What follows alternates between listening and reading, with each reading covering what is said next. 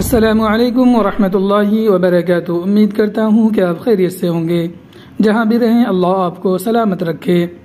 ایک بادشاہ کا عجیب و غریب اعلان۔ ایک ملک کے بادشاہ نے یہ اعلان کروایا کہ کل صبح جب میرے محل کا دروازہ کھولا جائے گا تب جس شخص نے بھی محل کی جس چیز کو ہاتھ لگا دیا وہ چیز اس کی ہو جائے گی۔ اس اعلان کو سن کر سب لوگ آپس میں بات چیت کرنے لگے کہ میں تو سب سے پہلے قیمتی چیز کو ہاتھ لگاؤں گا۔ کچھ لوگ کہنے لگے میں تو سونے کو ہاتھ لگاؤں گا، کچھ لوگ ہیرے جواہرات، کچھ ہاتھی گھوڑے کی بات کرنے لگے۔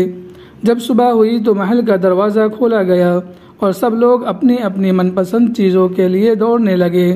سب کو اس بات کی جلدی تھی کہ پہلے میں اپنی من پسند چیزوں کو ہاتھ لگا دوں تاکہ وہ چیز ہمیشہ کے لیے میری ہو جائے۔